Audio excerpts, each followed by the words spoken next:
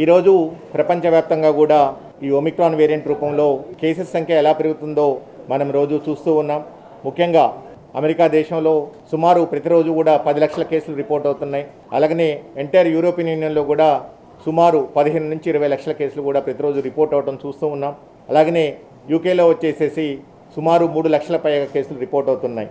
ఈ ట్రెండ్ మొత్తం కూడా మనం ప్రపంచంలో 170 దేశాల్లో, అంటే కొన్ని దేశాల్లో 4వ వేవ్ రూపంలో, 5వ వేవ్ రూపంలో, అలాగనే మన దేశంలో కూడా 3వ వేవ్ రూపంలో కూడా కేసెస్ సంఖ్య పెరగటం చూస్తూ ఉన్నాం.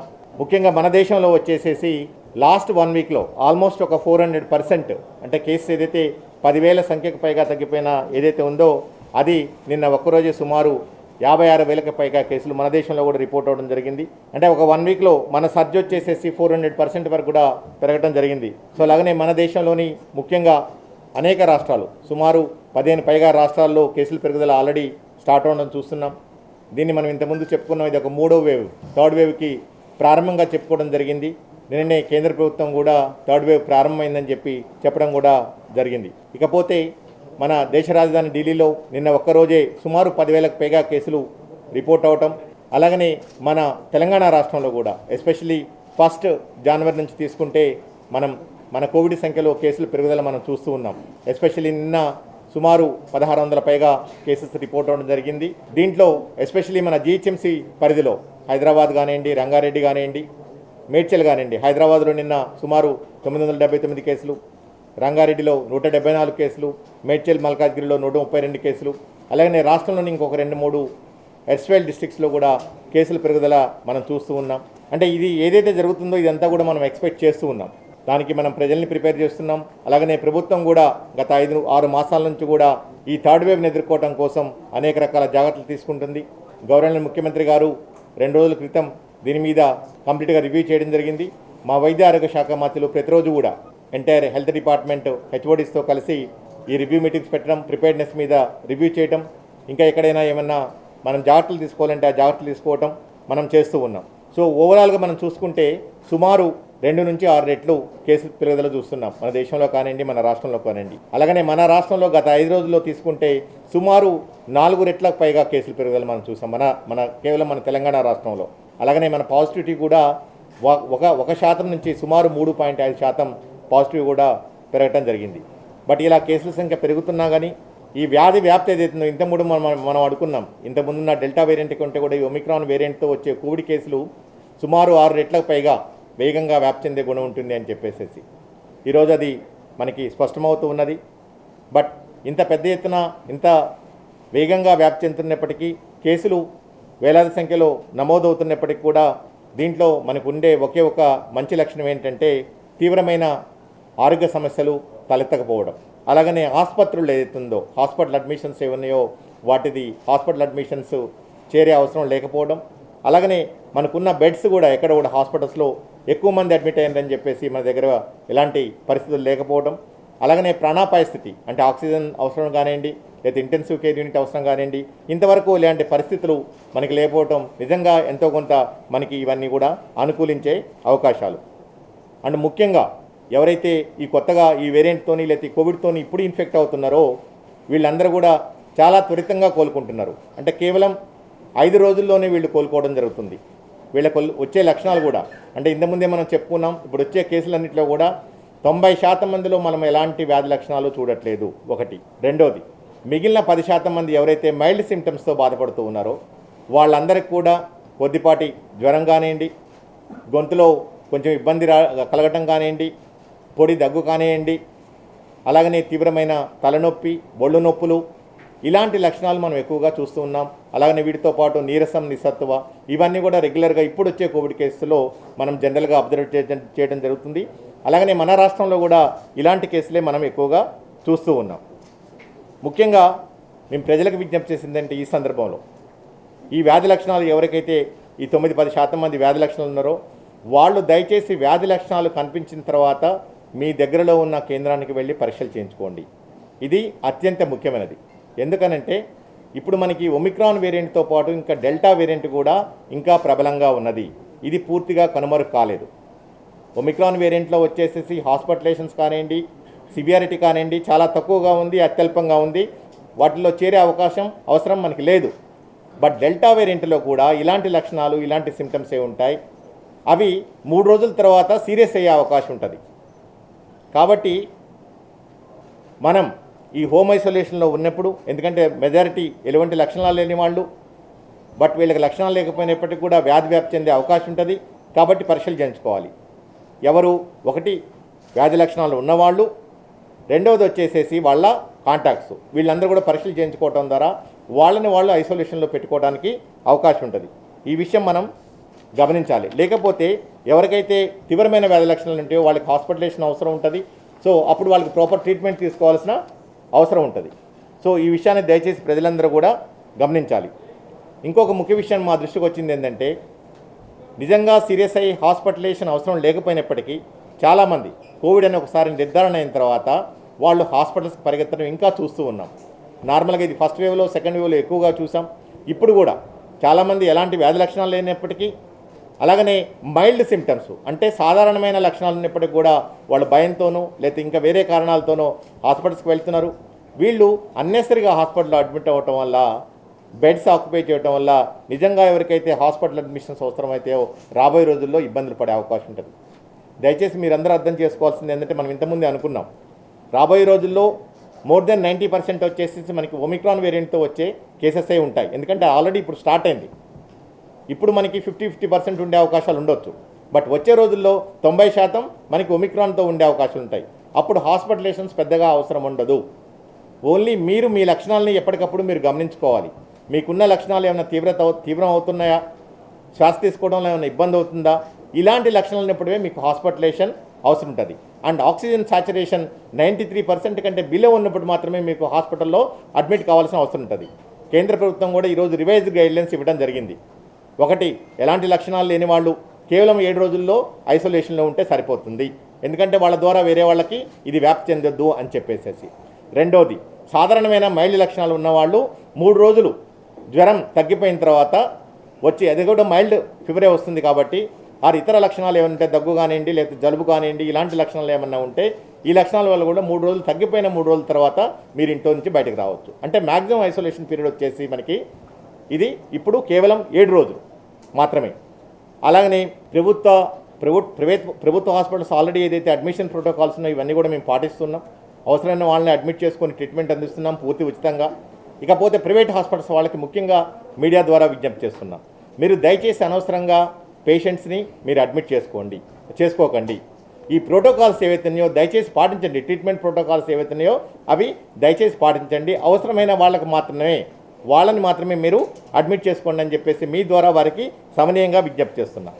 అలాగని ఈరోజు మనం అనేక రకాల మందులు గత 2 సంవత్సరాల నుంచి కూడా ఈ కోవిడ్ ట్రీట్మెంట్ పేరు మీద అత్యంత చౌకైన మందులు వచ్చినాయి. అలాగనే అత్యంత కాస్ట్లీ మందులు కూడా ఈరోజు రావడం జరిగింది.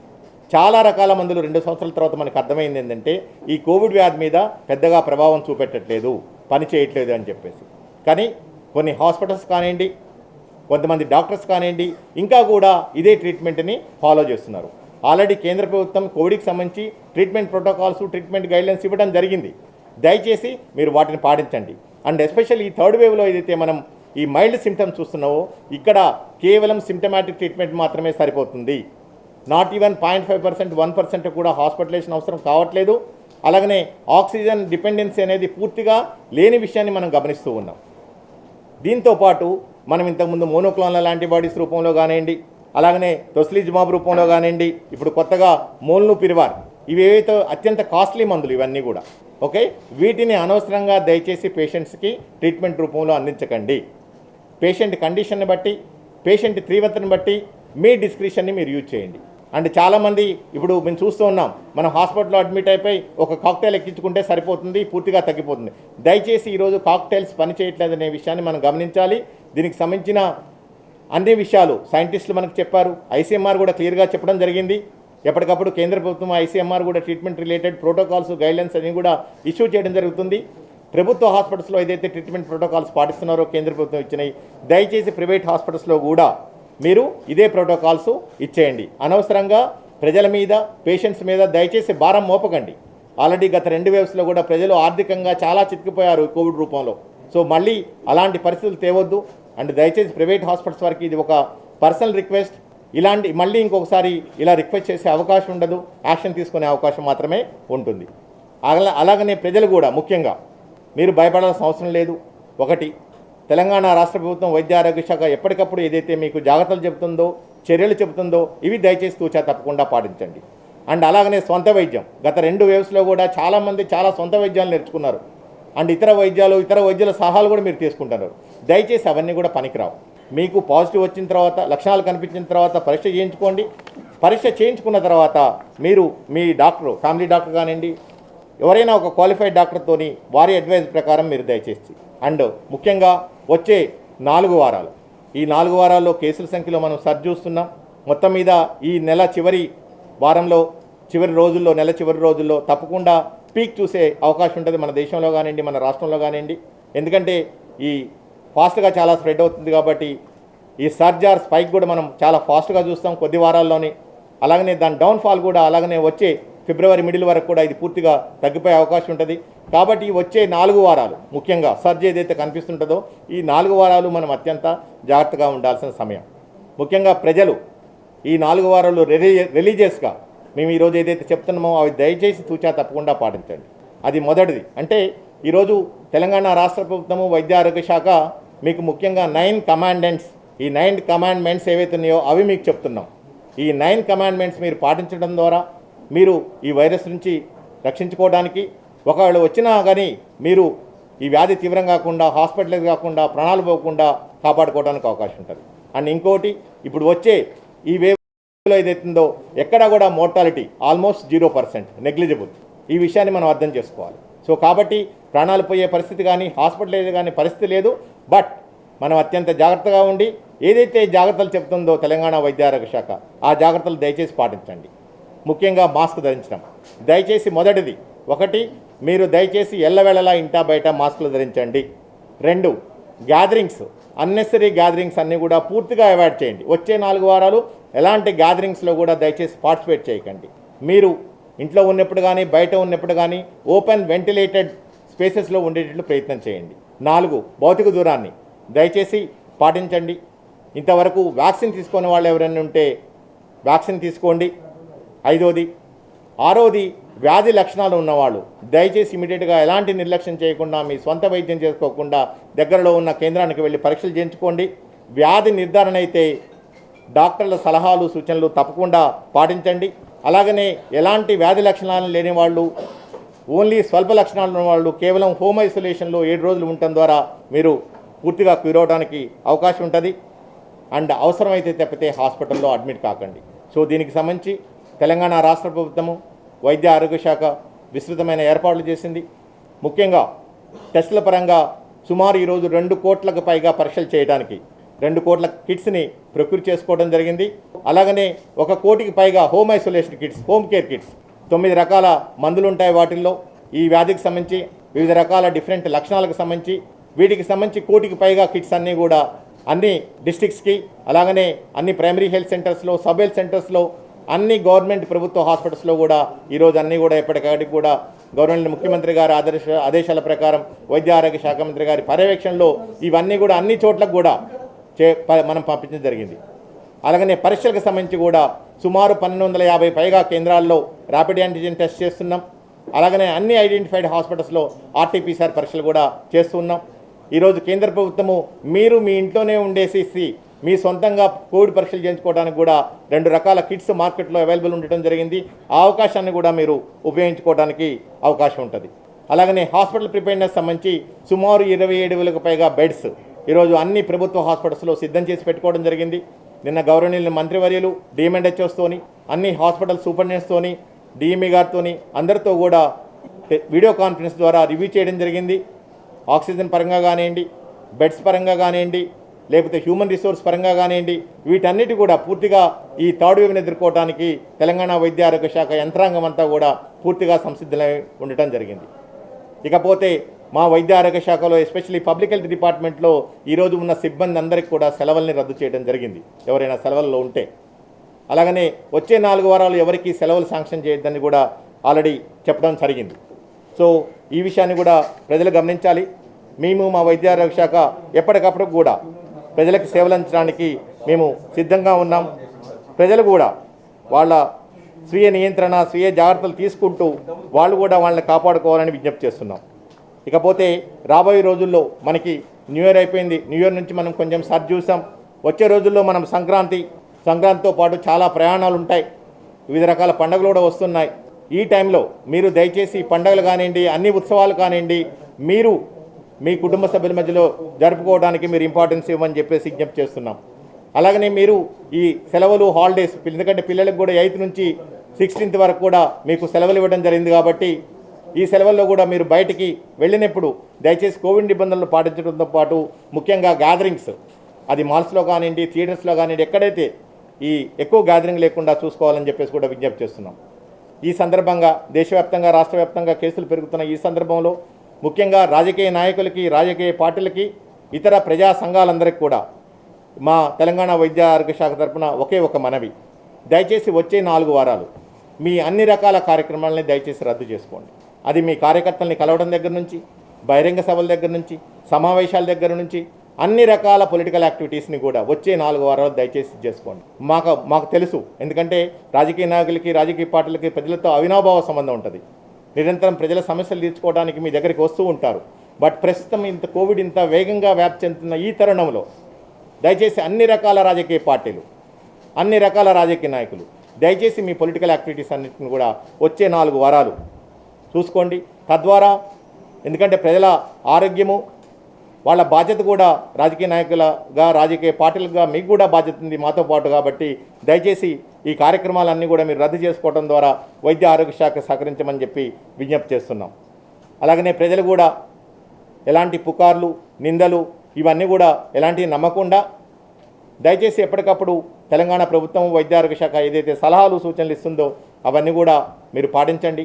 ఎందుకంటే రాబోయే రోజుల్లో ఒక 1% హాస్పిటల్ అడ్మిషన్స్ రిక్వైర్ అయినా సరే, అవసరమైనా సరే, మనకున్న ఇన్ఫ్రాస్ట్రక్చర్ కానివ్వండి, లేకపోతే మనకున్న హ్యూమన్ రిసోర్స్ కానివ్వండి, ఆల్రెడీ గత 2 సంవత్సరాల నుంచి కూడా నిరంతరం పనిచేస్తూ ఉన్నది.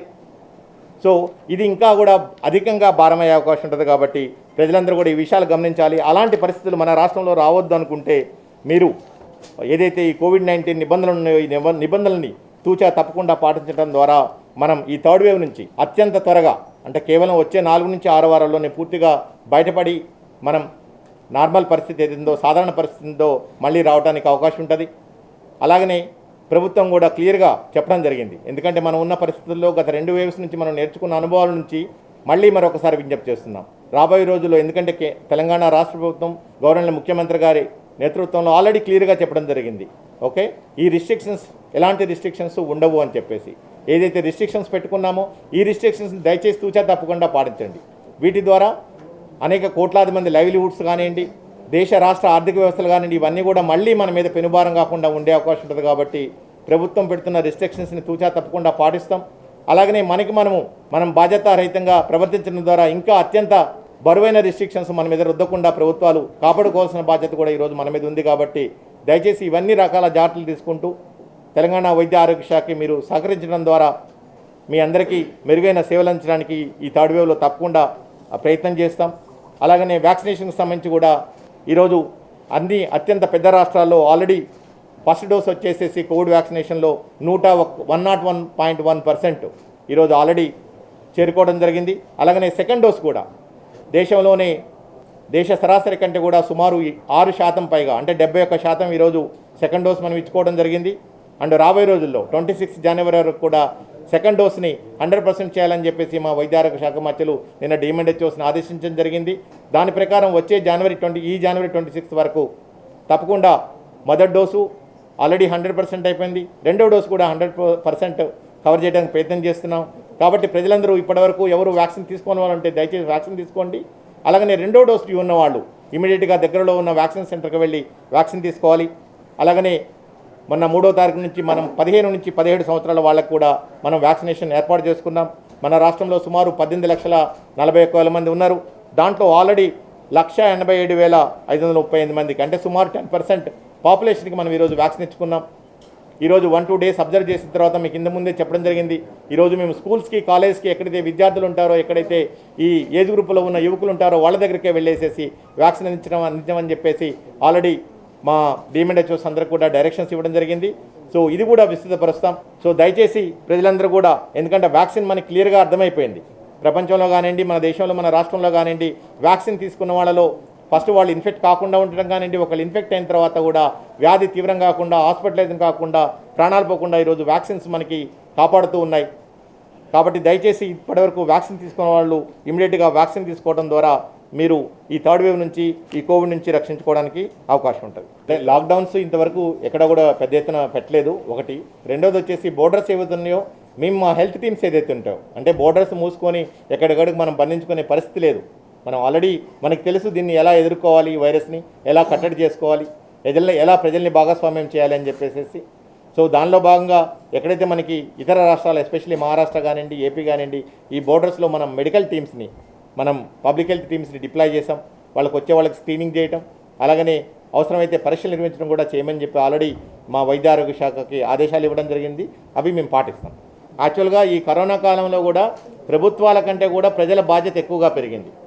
ఎందుకంటే అల్టిమేట్లీ వాళ్ళ ఆరోగ్యం వాళ్ళ చేతుల్లో ఉంది. వాళ్ళ ఆరోగ్యాన్ని ఎలా చూసుకోవాలో, ఎలా జాగ్రత్తలు తీసుకోవాలని వాళ్ళ చేతుల్లో ఉంది. ప్రభుత్వం కానివ్వండి, వైద్య ఆరోగ్య శాఖ కానివ్వండి, డాక్టర్లు కానివ్వండి, ఎంతవరకు చెప్పాలో అంతవరకు చెప్తారు. మాకు చేతనైంది మేము చేస్తున్నాం. బట్ ఇలాంటి సందర్భాల్లో, ఇలాంటి విపత్తులు వచ్చినప్పుడు తప్పకుండా ప్రజలు కూడా వాళ్ళ సామాజిక బాధ్యతని, వాళ్ళ సొంత ఆరోగ్య బాధ్యతను కూడా వాళ్ళు గుర్తెరగాలి. ఇది మేము వాళ్ళకి పదే విజ్ఞప్తి చేస్తున్నాం. ఎలాంటి చిన్న లక్షణాలు కనిపించినా సరే ఈ సీజన్లో దయచేసి నిర్లక్ష్యం చేయదు. ఎందుకంటే ఒమిక్రాన్ ఉంది, ఒమిక్రాన్తో పాటు డెల్టా వేరియంట్ కూడా ఉంది. కాబట్టి జాగ్రత్తగా ఉండాలి. వాళ్ళ వ్యాధి లక్షణాల తీవ్రతను బట్టేసేసి డాక్టర్స్ని అడ్వైజర్ని పాటించడం ద్వారా వాళ్ళు జాగ్రత్తలు తీసుకోవడానికి అవకాశం. ఈ ఒమిక్రాన్ అనేది ఎన్ని కేసులు వచ్చినాయి, ఈరోజు 6 వచ్చినాయా 7 వచ్చినాయి, ఇవన్నీ మైండ్లో తీసేయండి. ఆ స్టేజ్ అయిపోయింది. ఎయిర్పోర్ట్ సర్వేలెన్స్ ఆల్మోస్ట్ మీరు ముగిసిందని చెప్పి అనుకోవచ్చు. ఎందుకంటే ఆల్రెడీ వైరస్ కమ్యూనిటీలోకి వచ్చేసింది ఒమిక్రాన్ వేరియంట్. సో ఇప్పుడు మనం ఎయిర్పోర్ట్ సర్వేలెన్స్లో వాళ్ళకు ఒక రోజు వచ్చే 300 మందికో 500 మందికో పరీక్షలు చేయడం ద్వారా మనం దీన్ని ఆఫ్ చేసే పరిస్థితి లేదు. సో కాబట్టి ఈరోజు బులెటిన్లలో కూడా ఈరోజు నుంచి మీ ఒమిక్రాన్ కేసులకు సంబంధించి డిలీట్ చేస్తూ ఉన్నాం. మీరు దాని గురించి వర్రీ కాకండి. ఇప్పుడు కూడా మనం అన్ని రకాలుగా ముందు సెకండ్ వేవ్ కంటే కూడా సమర్థంగా ఈ థర్డ్ వేవ్ని ఎదుర్కోవడానికి గవర్నర్ ముఖ్యమంత్రి గారు ఆదేశాలు ఇవ్వడం జరిగింది.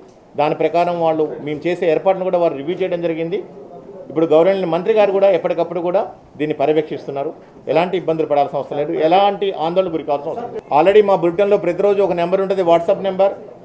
ప్రైవేట్ హాస్పిటల్స్ మీద కానివ్వండి, ఇతర వైద్య సేవల మీద కానివ్వండి, మీకు ఏమైనా ఇబ్బందులు ఉంటే, ప్రజలకు ఇబ్బందులు ఉంటే వాళ్ళు మా దృష్టికి తీసుకురావచ్చు. అలాగనే వీటితో పాటు ప్రభుత్వం నుంచి ఎలాంటి సహాయ సహకారాలు కావాలి. ఎందుకంటే మేము ఈరోజు అన్ని హాస్పిటల్స్లో కూడా కోవిడ్ క్లినిక్స్ ఆర్ ఫీవర్ క్లినిక్స్ని మేము స్టార్ట్ చేస్తాం ఈ రోజు నుంచి. నిన్న ఆల్రెడీ గవర్నర్ మంత్రి గారు ఆదేశాలు ఇవ్వడం జరిగింది. ప్రైమరీ హెల్త్ సెంటర్ నుంచి అన్ని హాస్పిటల్స్లో ఈరోజు fever clinics or Covid OP clinics సపరేట్గా స్టార్ట్ చేయడం జరిగింది. ఒకటి, లక్షణాలు ఉన్న వాళ్ళు అక్కడికి వెళ్ళడం ద్వారా పరీక్షలు చేయించుకోవటం, అలాగనే వాళ్ళకి అప్పటికప్పుడు కూడా home treatment kit, mild symptoms ఉన్న వాళ్ళందరూ కూడా హోమ్ ట్రీట్మెంట్ కిట్ ఇవ్వడానికి కూడా ఏర్పాటు చేయడం జరిగింది. ఆల్రెడీ ఇంటింటి సర్వే ఏదైతుందో రాబోయే రోజుల్లో అవసరాన్ని బట్టి దాన్ని కూడా టేకప్ చేయడం జరుగుతుంది. ఈ విషయాన్ని అందరూ ఉపయోగించుకోవాలని చెప్పి విజ్ఞప్తి చేస్తున్నాం. We are coming to know about the new variants. Okay, 1 month back we have seen the Omicron variant, before the Delta variant. Okay, yesterday there is a new variant from France also. Okay, so all these things will come to know because behind the screen there is a surveillance mechanism is continuing. Okay, as part of the surveillance the genome sequence continues to happen. Okay, so in India also there is a INSACOG which takes care of the entire genome sequencing things. Okay, so all the positive sample now in GHMC, whatever the positives we are getting, we are sending for the genome sequencing. Okay, so in this process we will come to know, is there an existing variant and which is the dominant variant, is there any new variant, okay, and what are the characteristics of the new variant. All these things will be taken. Now we are doing that. But please understand that for this surge we can definitely attribute that the Omicron is playing a very vital role. That's it.